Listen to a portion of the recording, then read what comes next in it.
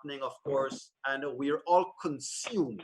The entire Guyana, the Caribbean, the wider world, as long as you talk Guyana, everybody's consumed with elections, elections, elections.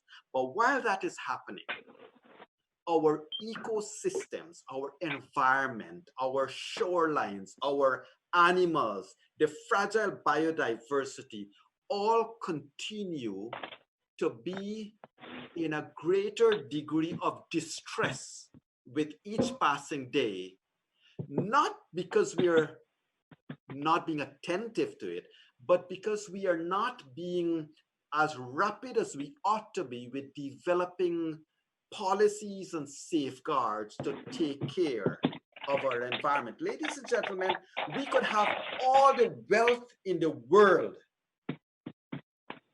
but if getting that wealth means a decimation of our environment, it's a zero-sum game. It's a sum-zero game that will give us absolutely nothing. And tonight we're joined by the experts in this field. We're joined by Miss Annette Arjoon-Martins. And Annette, welcome to our program. Viewers and listeners, before we allow Miss Arjoon-Martins to say hi, let me tell you, this fine lady, this very beautiful, pretty woman you see here on screen and you're listening to tonight, she has founded the Guyana Marine Conservation Society 20 years ago, before a lot of us in this country were born. And she has played a critical role in the establishment of the Shell Beach Protected Area, which is the only coastal protected area in Guyana.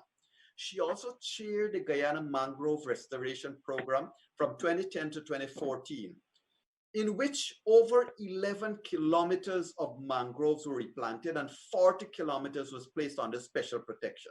So her interest is there. It's evidenced not just by her work and her writing and her being part of creating a more aware society, but is also evidence in nature itself. A lot of the mangroves that we are seeing that has been protected is because of her strident calls upon the authorities in Guyana and world over to pay heed to what's happening here. Annette Arjoon has also, as we call her Annette, she's also been very, very proficient in her working with various communities, and her interest in community development led to the establishment of the Northwest Organics line of sustainable products which are produced by the indigenous women in Region 1.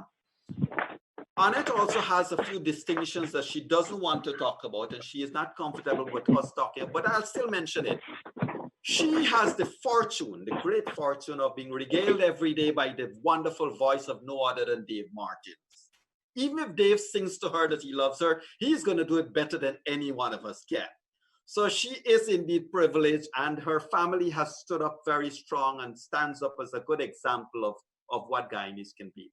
Ladies and gentlemen, as we welcome Annette Arjoon, let me also welcome Stephan Moonsammy, who is a doctoral candidate of the University of West Indies and a lecturer in our own university here, the University of Guyana, Faculty of Earth and Environmental Sciences. Mr. Moonsammy has a unique distinction. He specializes in environmental and natural resources economics. Now, for many of us out there, we think environment, but when you say environmental economics, it becomes somewhat as if it's paradoxical, but hear what? It is extremely important. I'm sure he is going to explain it more. But if you were to get rid, as I said at the top of the program, if you get rid of all your environment for the sake of your oil, then that's the cost of your environment, because you just spend all your revenue on your environment. And so his specialty has been in letting us know this paradigm of environmental economics and what we need to be aware of. He has also been part of many projects. I can't go through them all. His list is very long, but he is obviously very proficient. He has been part of the Caribbean Marine Invasive Project, the Guyana National Ballast Water Assessment Project, and most recently, he concluded a baseline assessment of the mangrove ecosystems in Guyana. And finally, ladies and gentlemen, I wish to welcome to our program tonight Mr. Joe Ryan, who is a marine ecologist with over 30 years of experience working in a wide range of coastal and marine management issues. And hear this, not just in Guyana, in the Caribbean, in the Pacific, and in the Indian Oceans. This gentleman has truly crossed the oceans to educate the world about the importance of the oceans and of marine life. He has led teams of over 35 multidisciplinary professionals on 2 offshore oil and gas projects. He has done a lot in terms of researching, leading teams, showing people, explaining, as he will do tonight. He also worked with EU funding. He was instrumental in that, of course, in looking at our Shell Beach protected area in Region 1 and another in Region 5. You may not know this looking at him, but he grew up nearby in oil fields in Venezuela, but he now lives in Denmark. Gentlemen and lady, it is my privilege and it's Guyana's honor to welcome the 3 of you esteemed persons to this Room 592 discussion program. Thank you very much. Thanks. Thank you. Thank you, Yog. You're welcome. And let's get right down to it. And I'm going to come first to Annette because she is most familiar to us. And I'm sure that by the end of the program, we'll be familiar with our other 2 colleagues. Annette, it has been a privilege. I've had these discussions like this with you on other programs. But if you don't mind, ma'am, walk us through a little bit of where you started, Guyana Marine Conservation Society 20 years ago, and to where you are now and your interest in this almost multidisciplinary area, not just marine conservation, but your interest is also on what's happening with our protected areas, what's happening in the interior, multidisciplinary. Your focus obviously is Guyana and its development, ma'am. Good. So thank you, Yog. Are you hearing me okay? Very well. All right. So let me start by wishing all of our viewers happy Biodiversity Week. We're going to celebrate Biodiversity Day on Friday. So this panel could not be more timely. I also want to thank Joe and Stephan for being so very, very accommodating. I know, Joe, it's midnight in Denmark. So thank you for setting your alarm to join us. So in a nutshell, my background basically, as you may be aware, is aviation. And it was during my days of going out to Mabaruma. I used to take a very well-known scientist, Dr. Peter Pritchard, to Mabaruma every year. And I was wondering what this foreigner does coming to Guyana every year in March and going out to Shell Beach.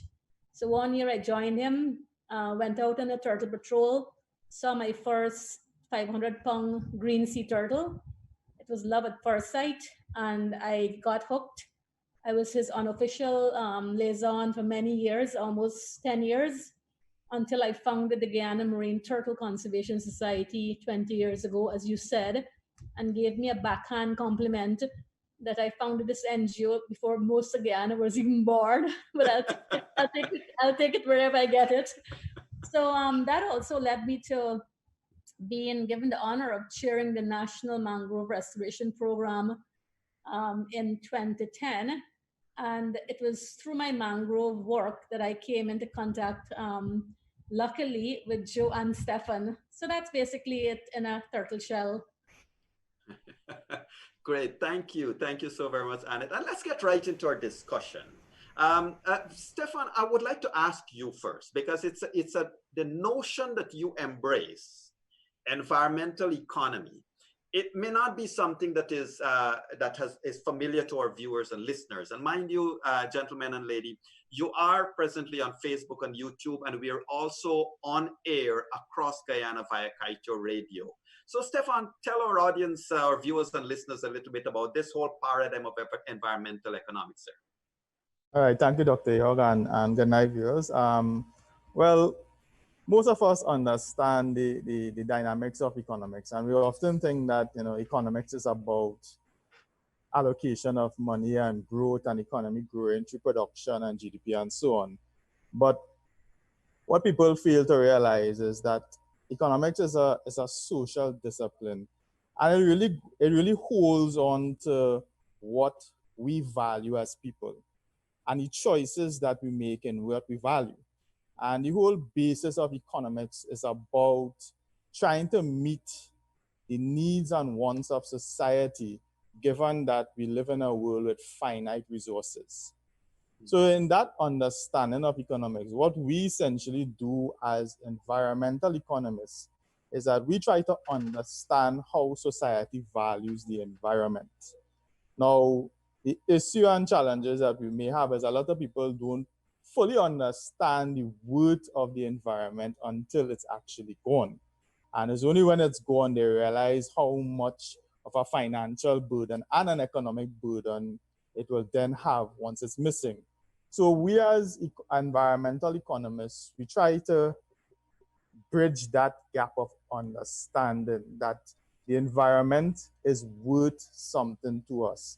And in tonight's discussion, we will be basically looking at some of the most important elements of value to our society, which we call ecosystem services, right? And essentially, us as environmental economists, our main goal is to ensure that we make the right decisions when it comes to the environment.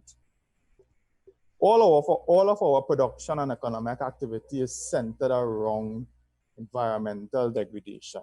Because as soon as we start to extract and we start to produce, we're going to have resource exploitation, we're going to have pollution. So what we try to do then is try to make the right decisions in our economies functioning by ensuring we could sustain the integrity and the quality and thus the value that the environment has to the wider society. I like that. And viewers and listeners, I think there's some terminology that we need to become very cognizant and very aware of. You know, environmental degradation, environmental economics, and all of those things. But let's come to Mr. Joe Ryan. I almost said Joe Biden, sir. Welcome to Guyana, even though virtually. Welcome to our shores. How are you? Thanks. It's wonderful to be back. I can even feel the sunshine here.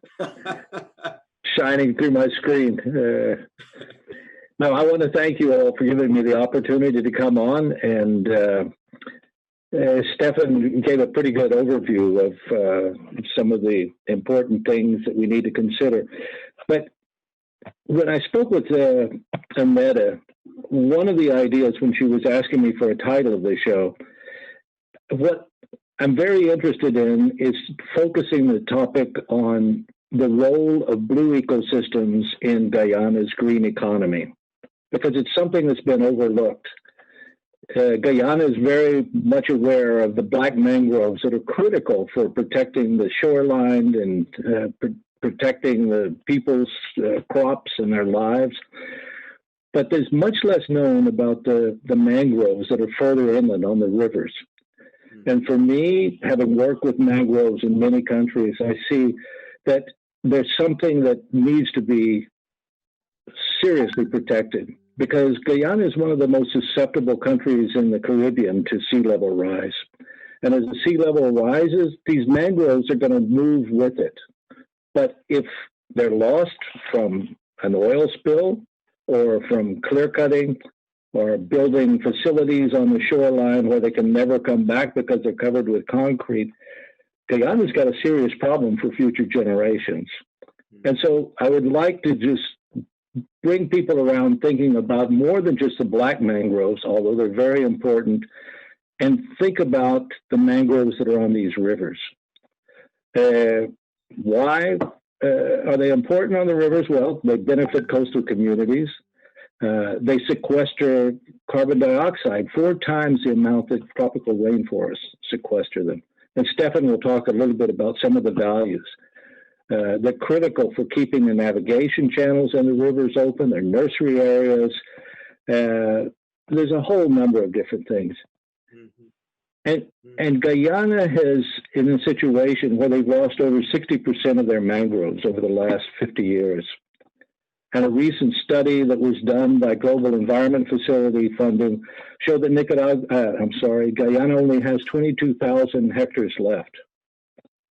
But thanks to funding from the EU, from NARI, GFC, the Ministry of Infrastructure, we were able to go out to Region 1, and we found an area of these mangrove ecosystems that have got 670 square kilometers of mangroves and associated wetlands.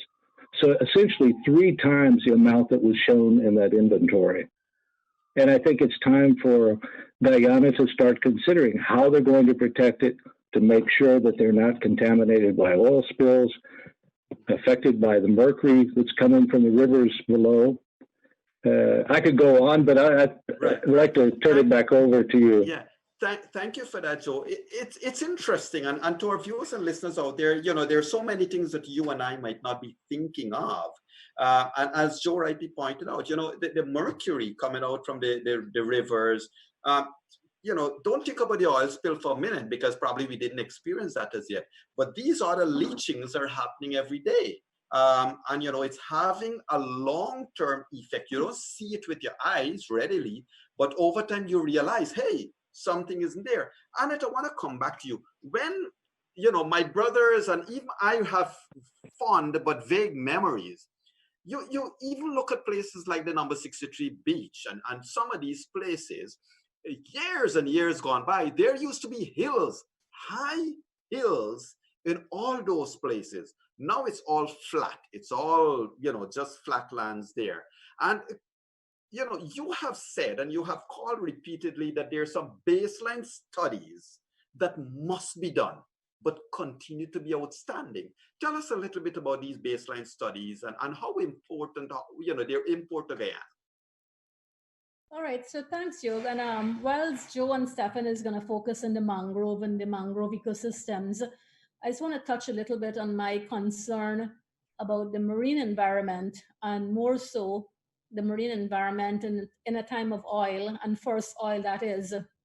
So when you spoke about the baselines that I'm concerned about, it's specific to the marine mammal baseline studies. So we have had like LISA 1 project since 2017, 2016. Then we had LISA 2, starting up the environmental impact assessment. And then now presently the third project, Payara, awaiting permission from the EPA. And what I've found, and I mentioned this to a friend yesterday actually, what I found from us as a Guyanese non-governmental organization doing a review of the environmental impact assessments that were produced for Exxon, it was almost like a copy and paste for each project. And it spoke volumes about the fact that what we had pointed out was essential in the LISA 1 environmental impact assessment as it relates to the marine baseline studies. We copied and pasted that in LISA 2. It still remained outstanding. We copied and pasted it in Payara. So if we do not have, for example, a baseline study of the marine mammals that are using the space where these Exxon projects are, we could never hope to monitor the impacts of the oil operations on those marine life, much less to manage it. And this is really, really essential because, as Stephan said earlier, on touching on the environmental economics and the value of ecosystems, the tragedy for Guyana is if we do not measure what we have, we could never hope to manage it. And then more so, if we don't put a value to it, how do we know what we're losing? And if it's a direct effect of being lost because of, let's say, heaven forbid, the impacts of oil companies, then how are we talking compensation? So this is a really, really important, outstanding matter that needs the attention urgently of all of the policymakers at the highest level. The executive director of the Environmental Protection Agency, Dr. Adams, I know that he, coming from the industry himself, knows what needs to be done. And I'm hoping that before the Payara project gets approved, these environmental deficits are corrected. And I also reached out to Joe and Stephan, who have international expertise that we don't have in Guyana, because it's time that we need to start monitoring some of these outstanding deficits and really holding both the oil companies and our government accountable. Right. Well, thank you for that. But sorry to be a little negative here, Annette, but how confident are you that what has taken us years to do, that it can be achieved in a shorter time span going to the future? I'm not confident at all, Yog, because the reality that I said the same thing in Lisa 1 was ignored, said the same thing in Lisa 2 was ignored, said the same thing for Payara, hoping that I'll gain some traction. Right. And of course, with the whole COVID and the elections uncertainties and the reality of what lies ahead for us in an economic sense, I'm not optimistic at all. But what I could certainly tell you is I really feel that Guyana should not be looking at development at any cost, especially since it's not, it's so different for us looking at a green economy, yet we don't, all of these most basic environmental baselines are outstanding. It's just not aligned. And we need to really walk the talk of, working towards a green economy, as Joe said as well, looking at the blue economy, which is untouched. Nobody even knows what the blue economy is all about. And I'm going to ask Joe to expand on that Correct. a bit, introduce the concept, because Guyana has done such a marvelous job of managing its terrestrial resources in the form of the forest, for example. We have a golden opportunity now to do it with our marine space as well, but we have to correct these deficits that have remained for far too long in this new sector, with oil and gas especially. Yeah, well, I did make a note to come back to Joe on the blue economy. But Joe, just before I come to you, Stephan, given what Annette just said, I know that you have, you're passionate about looking at some of these policies and decision makers because they tend to undervalue the worth of the ecosystems. You are, however, in an active education dissemination field. How do you get this done, and how do we as a nation get this done, sir? How do we get those who have to do to the space, to the spot where we can say have done it?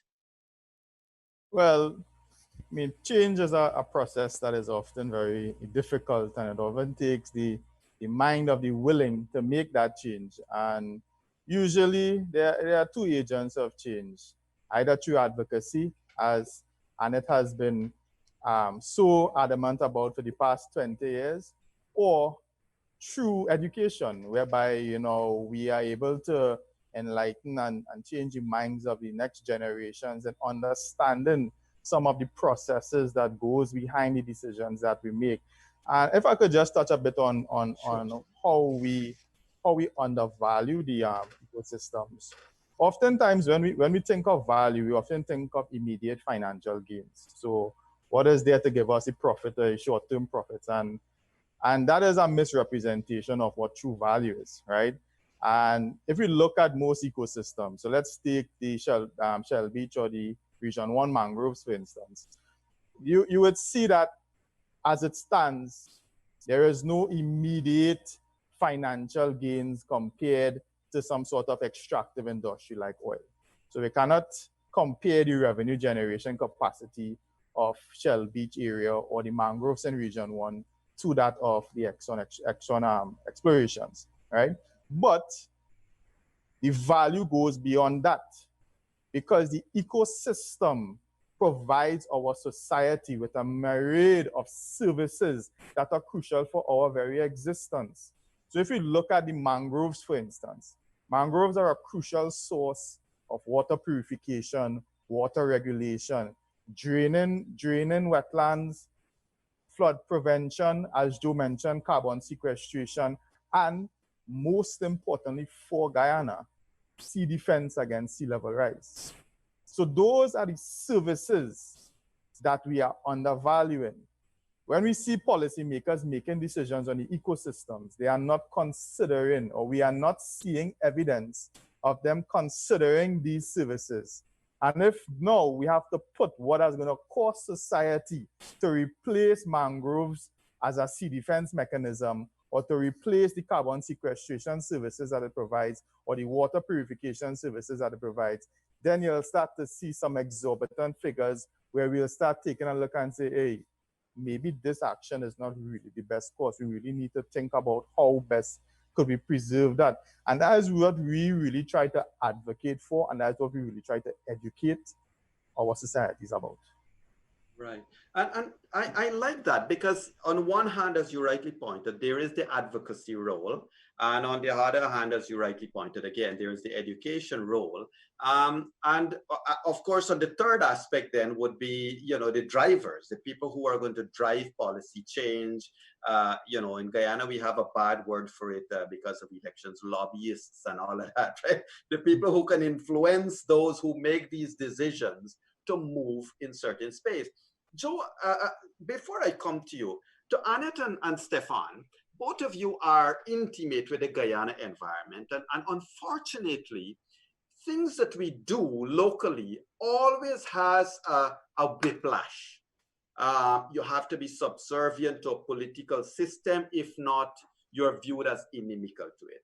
We'll come to that later, because I would like to know how we can galvanize a nation, how we can galvanize Guyana through advocacy, through education. How can we get more action to now support the advocacy of yourself, Annette, and the education you were dispelling to get action taken? And so I want to come to you from the following perspective, that you mentioned a few critical things at the top of your introduction there, blue economy. Annette mentioned biodiversity. We do know that Guyana has probably a good example of both. If only we can get our act right, sir. And Annette sent, there have been a couple of things going around on social media of animals being put in cages and birds being, all of that. So over to you. Tell us a little bit about this blue economy, biodiversity. How do we start being more careful about our environment and about the biodiversity therein, sir? Well, the blue economy is just an outgrowth of the green economy. They go hand in hand. But like the green economy, the blue economy is not about keeping on with business as usual and then continually promoting economic growth. I was chaired a session at a conference in Kenya last year, I guess it was, on the blue economy. There were 170 countries showed up to this thing. And what I started realizing is that, it's a huge event, but it's another metaphor that's invented to take our minds off of the problems that we have. And I think until we can really put some teeth on this and measure what it means and demonstrate very clearly that we're making it, it's going to shift off to something, the same thing as integrated coastal management, which I remember starting 30 years ago. And it's worked in very few countries. So I think, number one, we need to start thinking, what is it really about? And it's, as I mentioned, it's not about growth. It's about having a closed cycle of economic development. So instead of a linear system that produces a lot of waste and has the cradle to the grave approach, this is something that is a circular, elongating the value chains so that more and more people can take advantage of it and reducing the waste. A good example, when we were talking about the baselines, it takes me back to the Deepwater Horizon. If those of you who are not familiar with it, it was a big oil spill in the Gulf of Mexico. It was huge. British Petroleum had a blowout on one of their wells. But what happened is BP never did an economic valuation of the resources. So instead of having something concrete, what they're going to pay the fishermen, the tourist operators, they took things to court, and they're still arguing what the value is. So getting back to your question, Yog, is it something that you think that this government can do or the new government can do? You have to do it, or you're going to repeat history again. And if you don't start putting the values on these resources, you'll be like they're doing in Texas, Mississippi, Louisiana, and it even goes back to the Exxon Valdez in Alaska, which was 30 years ago, and they're still arguing in court how much they have to compensate people for. Understood. So with regards to the biodiversity, both you and Annette, I think, we have had some situation where, even there is a story about the parrots. I don't know if one of you guys want to pick it up. Well, you just add on to what Joe just mentioned about the analysis not being done for the Gulf of Mexico ecosystems and what happened as a result of that. What I want to say is, imagine Exxon Valdez 30 years ago or whenever, or more, Joe, wasn't it in 1989? 1989. Yeah, exactly. And imagine if in a first world country like America with the best lawyers to represent those stakeholders, you still have unfinished business. In the Gulf of Mexico, similarly as well, if you still have litigation going on for what the compensation should be for the people who suffered as a consequence, with the best environmental lawyers there. And imagine in Guyana, where we have almost zero sort of capacity or regulations or policies to protect ourselves in terms of any sort of compensation. These are things that I think we have to wake up to, And in terms of Joe mentioned in the blue economy, Joe, that conference was in Kenya in November 2018, actually, not last year. And you are right, it's over 88,000 people from 123 countries attended. I was fortunate to be there, compliments of the Canadian High Commissioner. And indeed, I sat and listened to some of those presentations and wondered what would come out of that. But when you touched on the coastal zone management being another topic that needs to be addressed, I know that we have developed an integrated coastal zone management plan draft since 2000. Actually, the same year the Guyana Marine Conservation Society was founded, and it remains in a draft form to date. So that in itself shows you that clearly we are not serious about actually looking at coastal zone management if we have a plan that's in draft form for almost 2 decades. But I do know that there was a new integrated coastal zone management committee, I think, set up last year. And it seems to be very well thought out. So I'm hopeful that that will gain some traction and we could really get going in terms of where we need to go in terms of really looking at all of the things that need to be done in our coastal zone, offshore in the marine environment as well. Mm-hmm. So Annette, I know this is probably an unfortunate question to be directed to you, but I'm gonna basically voice this thought, not as a question. The truth is that, I'm not putting blame at the EPA because this is not something that they have to be cognizant overnight. But the truth is that, Stephan, people like yourselves and Annette and so forth, you guys need a seat at the table.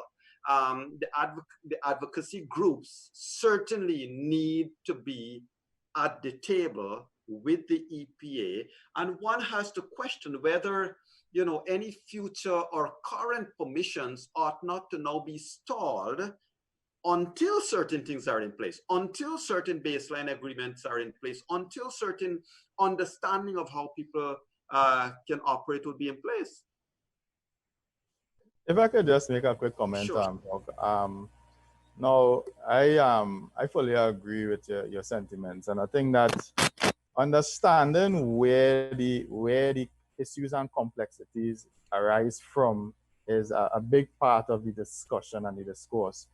I think one of the fundamental issues is, are we making the right decisions when it comes to policies? We can't anybody could put forward a policy, but is it the right policy? And the only way we are able to answer those fundamental questions is through the baseline information, through a research-driven, information-driven society. And that is where we have a big fundamental problem, and not just with Guyana, but I think that's a regional fundamental problem. And this is where the responsibility of the university institution, the state boards, the government agencies that can engage in allocating resources to shift our society to an information-driven society is critical. And I just want to talk a little bit too concerning the EIA related to the Exxon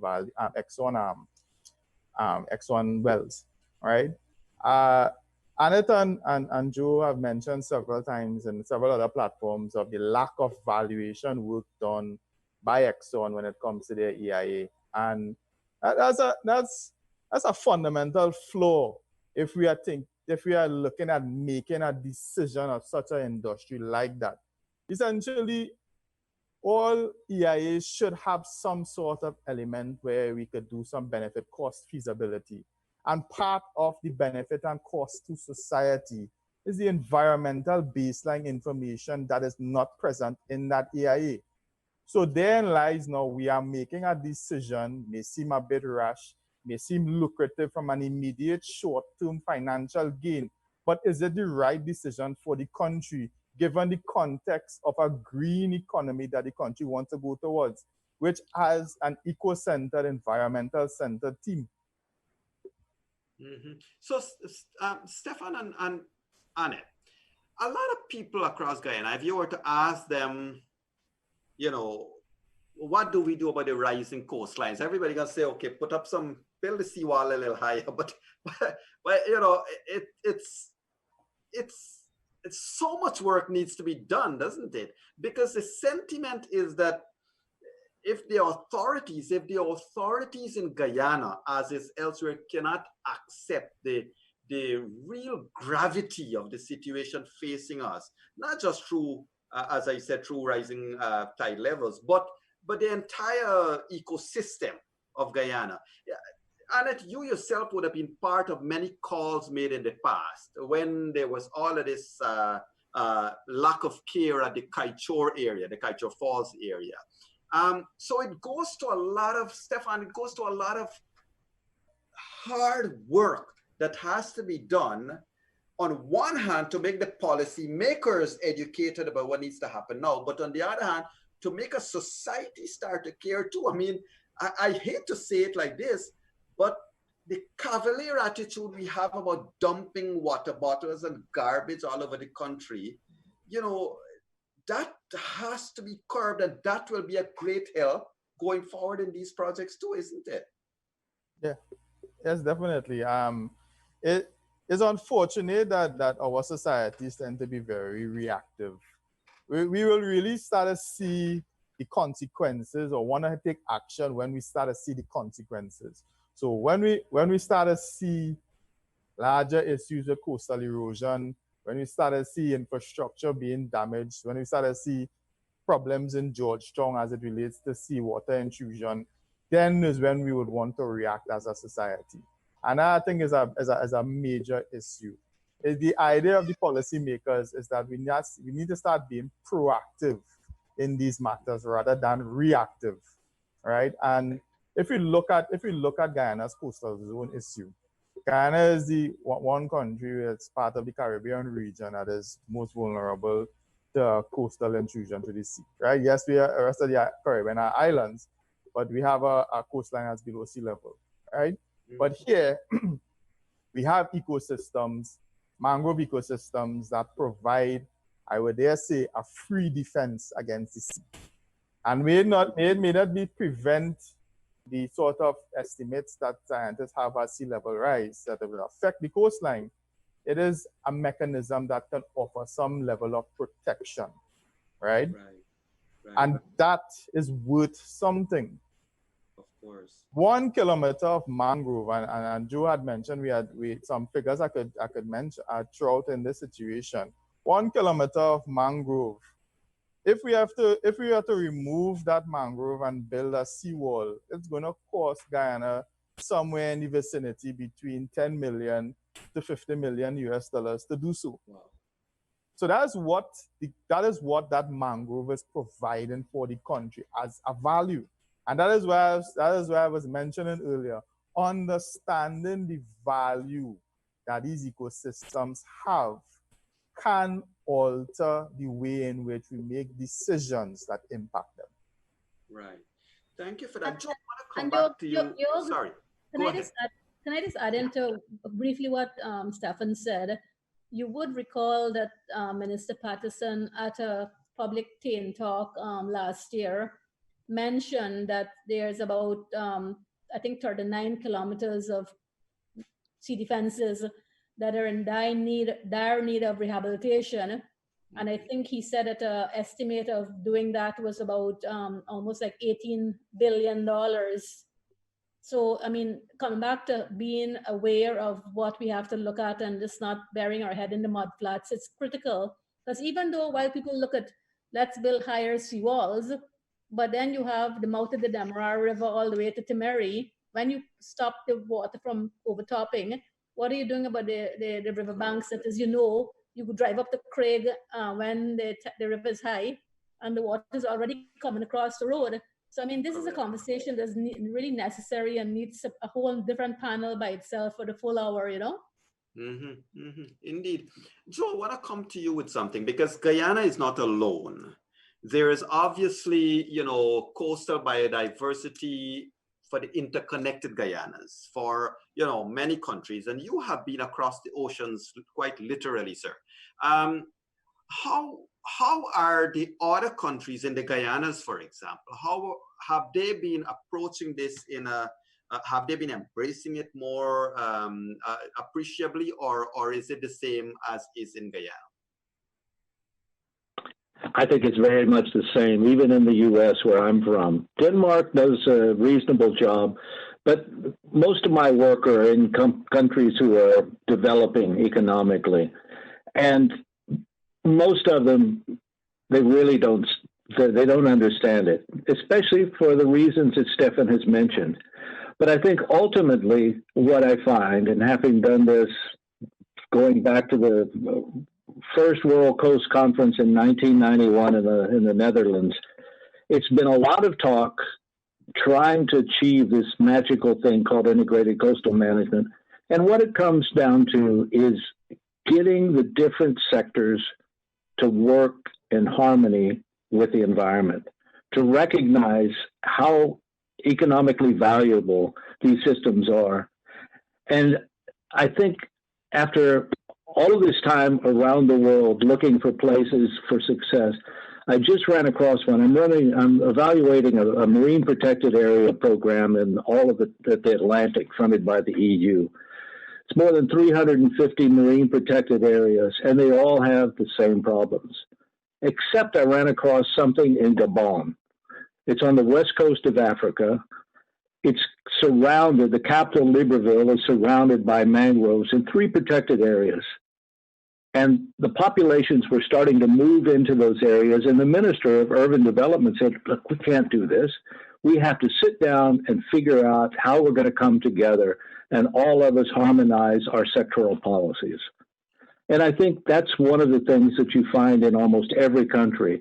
People are working against each other. There's money being passed. There's profits to be made with the agriculture sector is always the most lucrative, the fisheries sector, and the idea is to develop instead of having a circular economy that is going to keep the profits in, going to recycle the goods and the services, and protect your investment, and let nature work for us.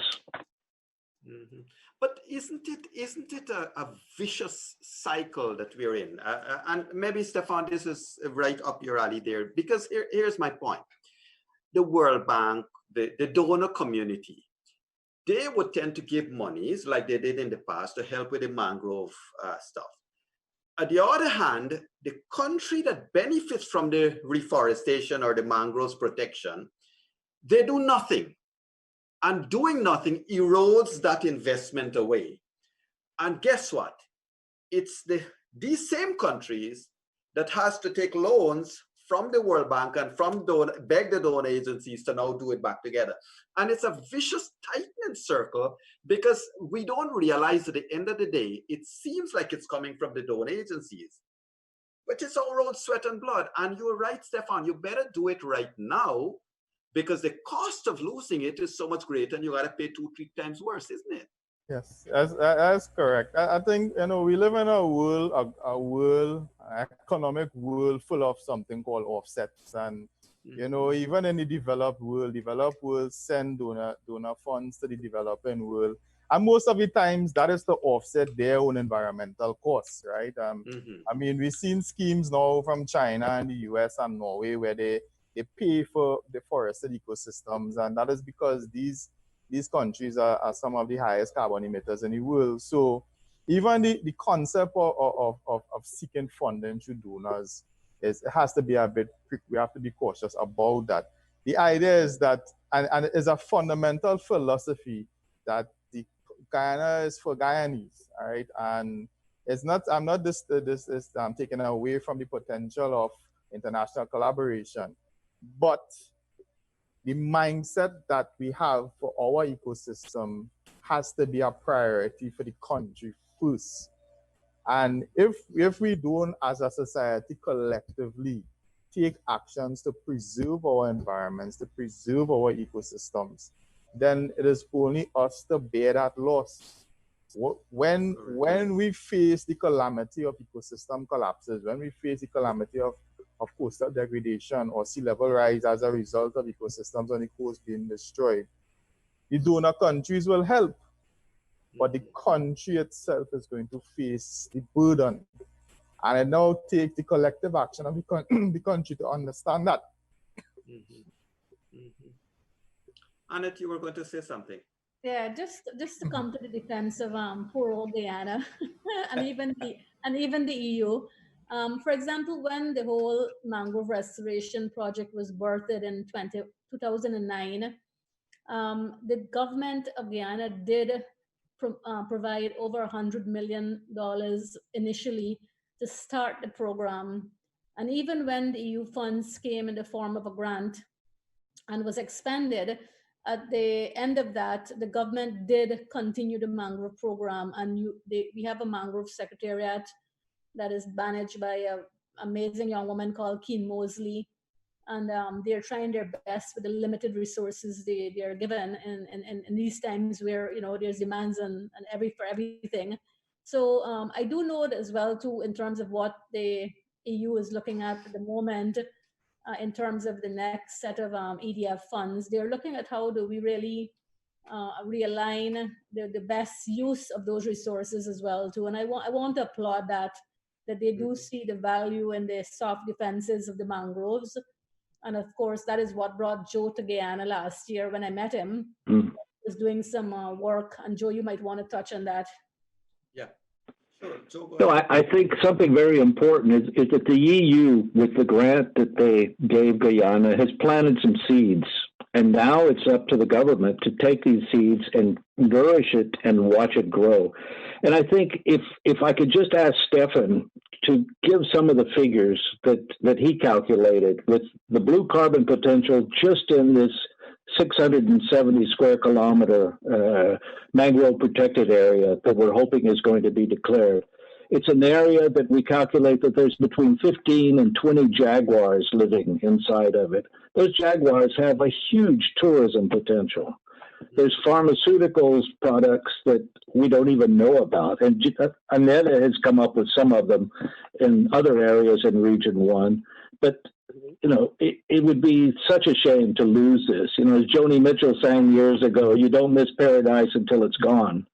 correct. And now you have a chance with this help that the EU has given Guyana.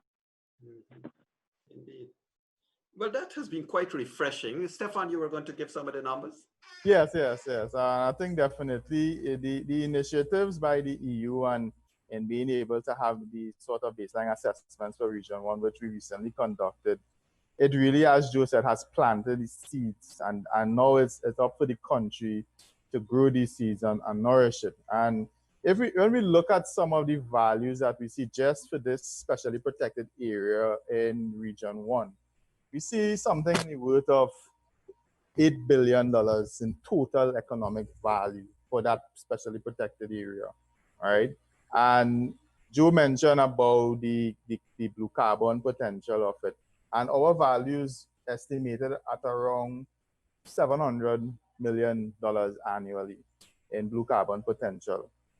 And we look at the potential of tourism, which could be around between $10 to $14 million. And these values are based on estimates from surrounding areas with similar ecosystems and similar activities.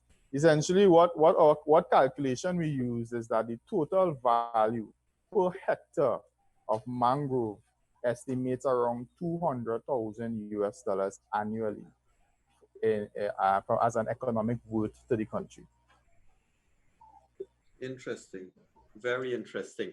Annette, do you remain optimistic that we can galvanize more action as may be needed to coming back to the baseline studies and the baseline policies that has to be put in place? Are you confident that that this will happen sooner rather than later, ma'am? Yog, to answer that very simply, it will be when I see what the EPA has in writing as conditional to the Payara project being granted their environmental permit. If that environmental permit does not have all of those conditionalities of having those baselines being done, well, then I will tell you that it will be a very sad day for me personally and for Guyana. So I cannot, fib and say that I sit here tonight confident that this could happen. I would say that I know that Dr. Adams is aware of what needs to be done. We have given him reams of reports from myself, from Conservation International, WWF. We collectively reviewed the EIA and gave our feedback. And it's now to see that feedback actually taken on board. So maybe when that happens, we can have a follow-up panel. I would love to have some of their representatives from the agencies with us as well, because it's always important to hear the voices of the guys who are doing a lot of hard work as well. And I know that some of the people who were on the Environmental Advisory Board would have also gone through our feedback, and hopefully in their recommendations as well to the EPA, that will be a second layer of requesting that these baselines be done. And finally, I think that, really and truly, we need to develop a new, attitude towards the environment, where I would want to see these oil companies doing what is right for the environment, simply because it's the right thing to do, not because they're mandated to do it. So don't tell me about you providing $60 million every year to forests in the middle of Guyana or the south of Guyana, when the environment you're operating is offshore and you haven't done even a single marine mammal baseline. I want you to really focus your environmental work in the area in which you operate and give us the tools to be able to monitor your impacts and to manage them. And let us manage them with you. Let us form a true partnership. So I would want to say that, let's look at a clean slate. If the companies are willing to do the right thing, this would be a good time to start, a fresh start all around. That's right. That's right. Certainly. And to you both, gentlemen and lady, it has been quite an interesting discussion. As we get down to wrapping up our show, I'm going to certainly, have you have your last say. To our viewers and listeners out there, it has been a very interesting discussion. I'm sorry that we have not been able to amplify many of the concerns that we would have wanted to amplify. It is something that we'll have to discuss over and over. And I did make a commitment to the three of you. I'll say this, Annette knows this already, but Joe and Stephan, I've made a commitment to Annette that once a month, we are going to open room 592 to having a discussion on matters of the environment, environmental policies, and it is right, we can bring the authorities in to talk to them. But really and truly, I'm going to look at Annette to take the lead and guiding me and guiding all of Guyana here. The advocacy group will certainly have a seat at this table, Annette, in room 592 at least once a month. We hope to do this until we can get the traction we need in Guyana. Gentlemen, lady, it's been quite a pleasure to have you on board, and I'm going to go around to you for your final comments. To our University of Guyana professor first, Stephan Moonsammy, doctorate, who is presently undertaking his doctorate degree at the University of West Indies. Sir, it's been a pleasure to have you, but your final words and what you're looking forward for. Thank you, Merritt. I really look forward to having more of these discussions and conversations on a national level. I think that driving the importance of valuing ecosystems and understanding how our ecosystems contribute to our society, going beyond the extractive financial gains, but to understand the long-term sustainability context of it. The reality is that worldwide we're speaking about sustainable development, and intricate to that is the process of integrating our ecosystems into development. And we need to start taking these right steps. And yes, the country may be in a state where we have fell behind the ball in doing so, but it's never too late. Once they have people like Annette and Joe who's constantly here to support and to constantly help develop the capacity of persons in understanding this process, then we are never too late. It's just about now the right persons, the policy makers, the decision makers being able to take the necessary actions and mobilize the resources and the intelligence of the society in achieving a purely integrated society with our ecosystems. Correct. Thank you. And certainly, Stephan, that can be done, providing that as a Guyanese nation, we can all band together in this effort and support it in one way or another. And to our viewers and listeners, it's not a call for your financial support. It's a call for your moral support. It's a call for you, your body, your person, your family to get behind such a good action. Joe, it's been a pleasure to have you all the way from Denmark, sir. I know that we have kept you way past your bedtime, but I do know that you certainly hold this discussion so close to your heart that it really didn't matter to your sleep, sir. I want to thank everybody, and I look forward to coming back. I think Stephan said wrapped it up so well. The only thing I would hope is that the government can see the value, the new government can see the values that Stephan is talking about and expand it, and realize that now is the time to invest in strong institutions like NARI, like the Guyana Forestry Commission. These are the people who are out there doing this work with very little compensation. And now I think it's a time to reconsider. And I think those values that we've come up with for Region 1 need to be expanded around the country. I think it's critical. And I think that's going to get a lot of people's attention and hopefully get some policies that are harmonized and working in a circular fashion instead of a linear economic fashion.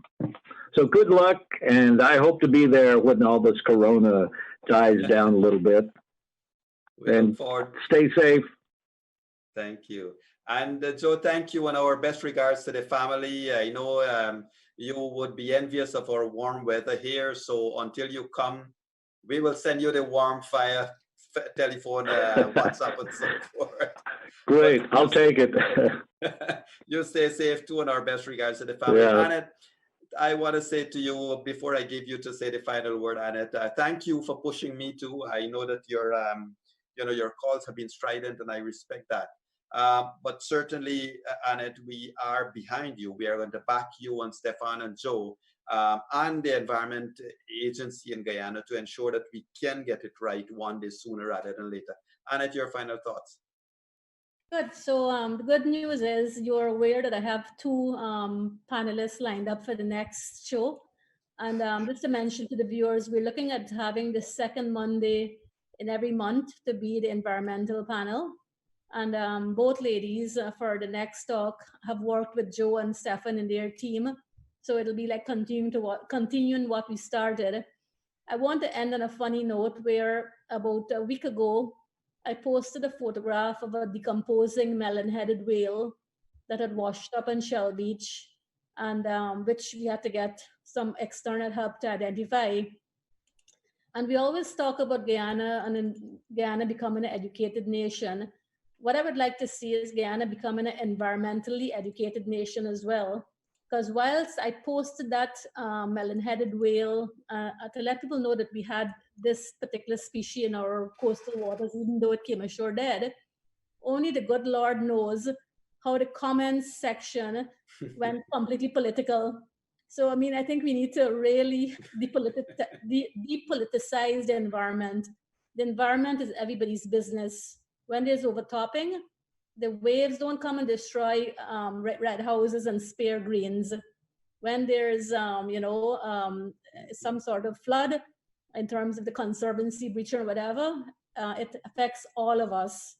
So we really need to take the political lenses off where the environment is concerned and focus on the environment really being everyone's business. So I want to thank you guys, Stephan and Joe as well, and Yog, you for being so gracious and accommodating us, and wishing everybody a good night and stay safe. Thank you, Annette. Thank you. And viewers and listeners, let me thank you for joining us tonight all across Guyana, the Caribbean, and of course, our diaspora brothers and sisters in New York.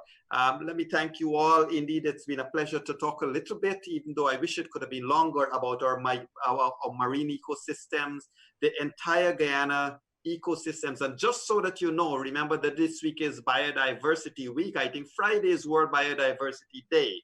And let us pay some heed and care for the environment. As I say in every program, give a thought, give a prayer for Guyana and its health. And also this week, be a little conscious about our environment, the animals that need our care, the waters, the seas, and all of that. And don't throw your garbage out there. Keep them and dispose of them in a right way. And ladies and gentlemen all across Guyana, it's been a pleasure to have you here. Let me say that I wish I miss Mr. Leonard Gildhary, our co-host, who's unable to join us tonight.